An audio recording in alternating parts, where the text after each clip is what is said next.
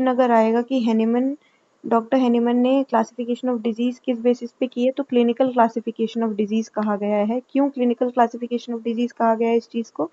क्योंकि जो हेनीमन ने क्लासिफिकेशन ऑफ डिजीज दी है वो प्योरली बेस्ड होती है ऑब्जर्वेशंस पे प्योरली बेस्ड है, and it is not based on any pathological ground.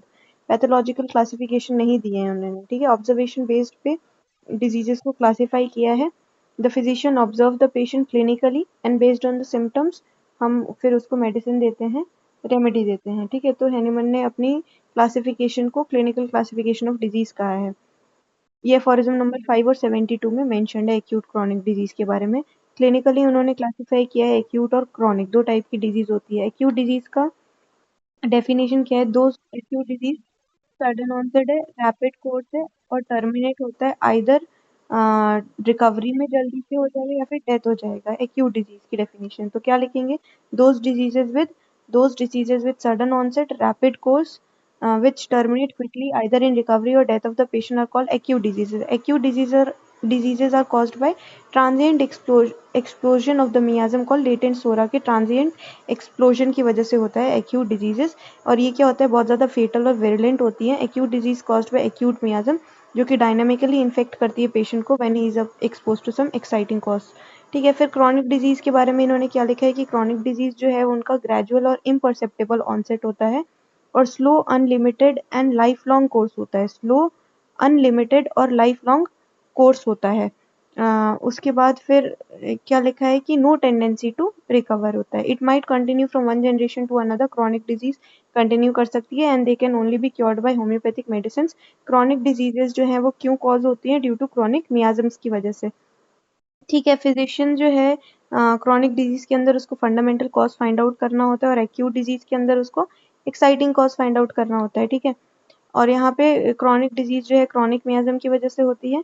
और क्रॉनिक डिजीज और ये क्लासिफिकेशन ऑफ डिजीज जो है ना वो 72 से 82 एफोरिज्म में अच्छे से एक्सप्लेन किया गया है, ठीक है।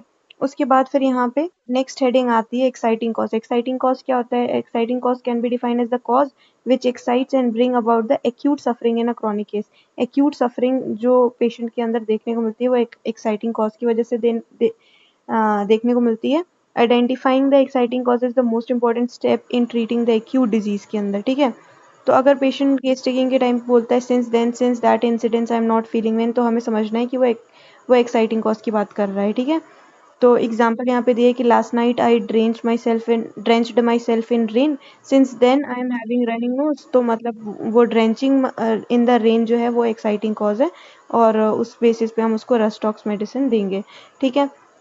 कितने टाइप की एक्साइटिंग कॉज हम बताएंगे कि एक्साइटिंग कॉज कितने टाइप की होती है? तो 4 टाइप की होती है, फिजिकल, मैकेनिकल, नर्वस और हाइजीनिक। तो फिजिकल एक्साइटिंग कॉज के अंदर क्या हो गया? Physical and environmental condition comes under this heading. Physical और एनवायरमेंटल कंडीशन आती है जैसे कि एक्सपोजर टू एक्सेस हीट या cold, thunder storm, intake of excess या लैक ऑफ फूड हो गया।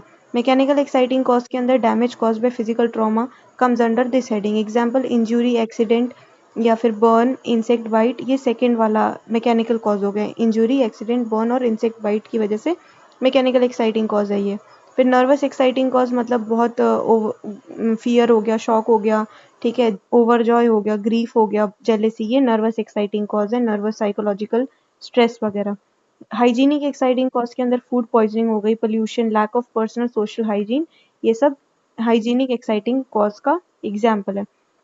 उसके बाद यूथ क्या है, क्यों पढ़ रहे हैं हम एक्साइटिंग कॉज? क्योंकि selecting a remedy acute diseases के अंदर रेमेडी सिलेक्शन इस पे डिपेंड करती है। दूसरा, हम प्रिवेंट कर सकते हैं एक्साइटिंग कॉज पता होगा तो हम उस चीज़ को प्रिवेंट कर देंगे एक्सपोजर से जाने के लिए।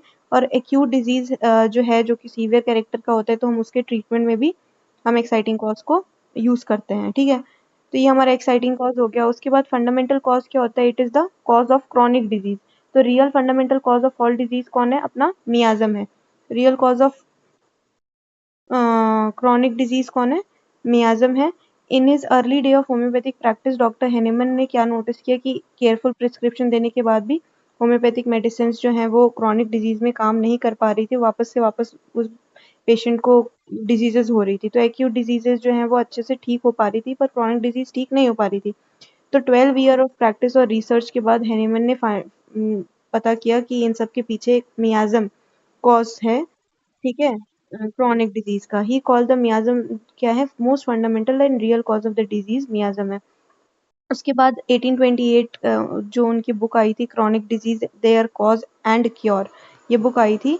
तो उन्होंने इस इस बुक को अपने फोर्थ एडिशन ऑफ ऑर्गेनन में मेंशन किया था, जो कि 1829 में फोर्थ एडिशन आई थी। ठीक है, तो मियाज्म की डेफिनेशन लिख देंगे। मियाज्म क्या होता है, डायनामिक मॉर्बिफिक फोर्सेस होते हैं जो कि पोल्यूट करते हैं ह्यूमन ऑर्गेनिज्म को and leading to unhealthy tendencies and different diseases.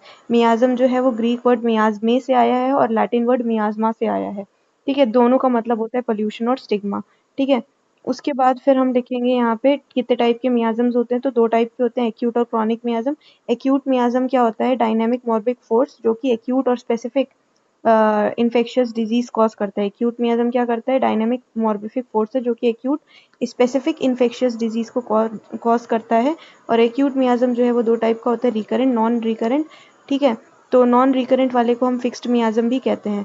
Recurrent acute मियाजम में क्या होता है कि it is the acute miasm which attack a person several time in his life time in the same manner. ठीक है, common है बहुत ज़्यादा, एशियाटिका कोलेरा प्लेग इसका एग्जाम्पल है। नॉन रिकरेंट जो है वो फिक्स्ड मियाजम होता है। This type of acute miasm attack a person only once in a life time. Example हो गया स्मॉल पॉक्स, हो गया मीजल्स, हो गया और वूपिंग कफ, ये तीन एग्जाम्पल दिए हैं, स्मॉल पॉक्स, मीजल और वूपिंग कफ। उसके बाद क्रॉनिक मियाजम क्या होता है, जो कि true fundamental cause of the disease है। ये क्रॉनिक डिजीज प्रोड्यूस करते हैं। ठीक है, और क्रॉनिक डिजीज प्रोड्यूस करते हैं, ये फंडामेंटल कॉज ऑफ डिजीज है chronic miasm. It carry the evil from one generation to another generation और एंटी मियाजमेटिक होम्योपैथिक रेमेडी से ही ठीक होंगे। तीन टाइप के हैं, सोरा, सिफिलिस और साइकोसिस। सोरा जो है वो नॉन वेनेरल मियाजम है और ये दोनों जो है वेनेरल मियाजम है। ठीक है, तो ये इतना हमने बेसिक पढ़ लिया, अब सोरा, सिफिलिस, साइकोसिस के बारे में पढ़ना है।